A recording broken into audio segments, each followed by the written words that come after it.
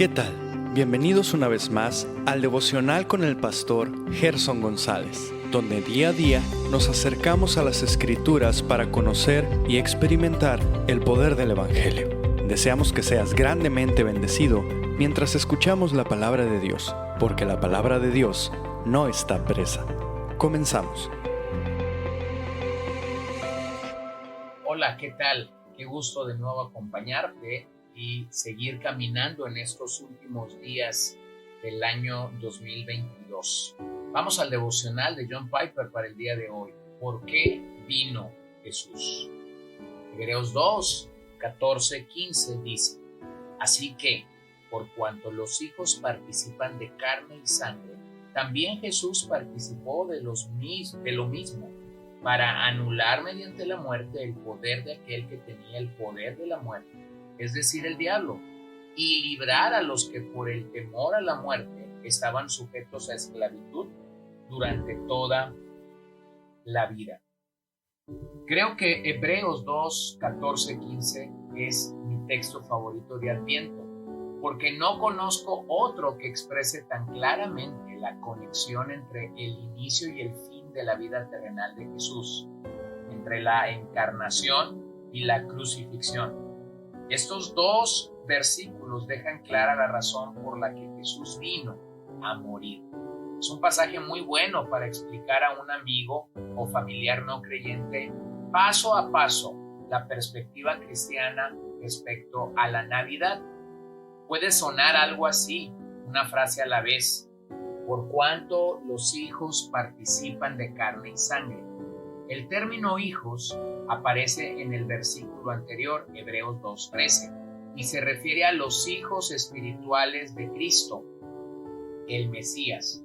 Esos también son los hijos de Dios. En otras palabras, al enviar a Cristo, Dios tenía en la mira especialmente la salvación de sus hijos. Es cierto que de tal manera amó Dios al mundo que dio a su Hijo unigénito, Jesús. Pero también es cierto que Dios tenía el propósito específico de reunir en uno a los hijos de Dios que están esparcidos. El designio de Dios era ofrecer a Cristo al mundo y hacerla efectiva la salvación de sus hijos. Podemos experimentar dicha adopción si recibimos a Cristo, según Juan 1 y 12. Por lo tanto, Jesús participó de lo mismo, de carne y sangre. Eso significa que Cristo existía desde antes de la encarnación. Él era espíritu. Él era el Verbo eterno. Estaba con Dios y era Dios, pero se hizo carne y sangre y vistió su deidad de humanidad. Se hizo totalmente humano y siguió siendo totalmente Dios. Este es un gran misterio en muchos sentidos, pero se halla en el centro de nuestra fe y es lo que la Biblia enseña. Para mediante la muerte, esta es la razón por la que Él se hizo hombre, para morir. Siendo Dios, no podía morir por los pecadores, pero podía hacerlo siendo hombre. Su propósito era morir, por lo tanto tendría que nacer como humano. Nació para morir. El Viernes Santo es la razón de la Navidad. Es necesario decir esto acerca del significado de la Navidad hoy en día. Para anular mediante la muerte el poder de aquel que tenía el poder de la muerte, es decir, el diablo. Al morir, Cristo despojó al diablo de su poder. ¿Cómo lo hizo? Cubriendo todo nuestro pecado. Eso significa que Satanás no tiene fundamentos legítimos para acusarnos delante de Dios. ¿Quién acusará a los escogidos de Dios? Dios es el que justifica. Romanos 8:33. ¿En qué se basa para justificarnos? En la sangre de Jesús. Romanos 5:9. El arma más efectiva de Satanás contra nosotros es nuestro propio pecado. Si la muerte de Jesús quita el pecado, también arrebata el arma más poderosa, la única arma mortal que tiene, de la mano de Satanás. El diablo no puede pedir que se nos aplique la pena de muerte porque el juez nos absolvió por medio de la muerte de su Hijo. finalmente el texto dice, y librar a los que por el temor a la muerte estaban sujetos a esclavitud durante toda la vida. Por lo tanto, somos libres del temor de la muerte. Dios nos justificó. Satanás no puede revocar ese decreto. Y Dios quiere que nuestra seguridad suprema tenga un efecto inmediato en nuestras vidas. Él quiere que el final feliz nos libre de la esclavitud y el temor del presente. Si no tenemos razones para temer a nuestro último enemigo y el peor de todos, la muerte, entonces no necesitamos temer a nada. Podemos ser libres para regocijarnos, libres para bendecir a los demás. ¡Qué gran regalo de Navidad de parte de Dios para nosotros y de nuestra parte para el mundo! Ahora quisiera preguntarte al final de este devocional, ¿tienes tú esta seguridad? ¿Has recibido este regalo de la Navidad? Este regalo de la libertad que viene a nuestras vidas por medio del sacrificio único y perfecto de nuestro Señor Jesucristo. Si no es así, si tú no estás seguro de poseer la vida eterna, entonces una vez más mi invitación esta mañana es a que vengas rendido a Jesús. No postergues ese día, no postergues ese momento en el que eres justificado por medio de la gracia de nuestro Señor Jesucristo y de la fe que Él nos da para creer en el precioso regalo de su Hijo amado llamado Jesús. Porque en un solo nombre hay salvación y ese nombre es Jesucristo. Bueno, ahora retomemos el Salmo 48 que iniciamos el día de ayer. Estamos pensando que este salmo nos presenta a Sión, a Jerusalén, como la ciudad del gran rey.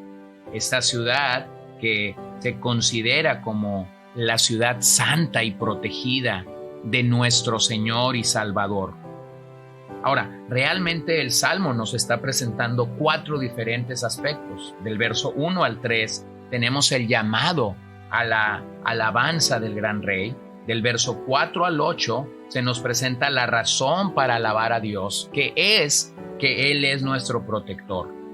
Del verso 9 al 11 encontramos al salmista adorando a Dios por sus atributos. Y finalmente, del verso 12 al 14 encontramos cómo ellos están caminando alrededor de Sión y reflexionando sobre su fortaleza. En este salmo, el verso 8 es central.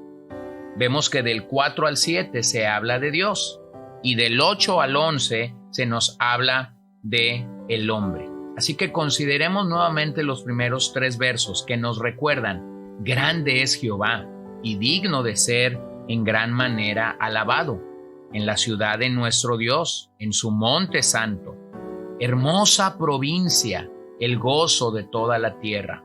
Es el monte de Sión, a los lados del norte, la ciudad del gran rey.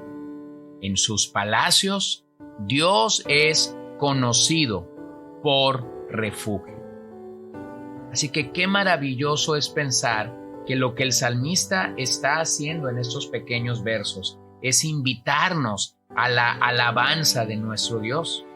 De hecho, el salmo inicia con una gran afirmación de quién es nuestro Dios. Grande es Jehová y digno de ser en gran manera alabado. Bueno, eso no ha cambiado. Quisiera animarte y quisiera alentarte a que puedas reconocer que la realidad es que eso no ha cambiado. Él sigue siendo grande en gran manera y por eso es que somos llamados a alabar a nuestro Dios. Lo que Él es en su carácter determina lo que Él está haciendo para su pueblo.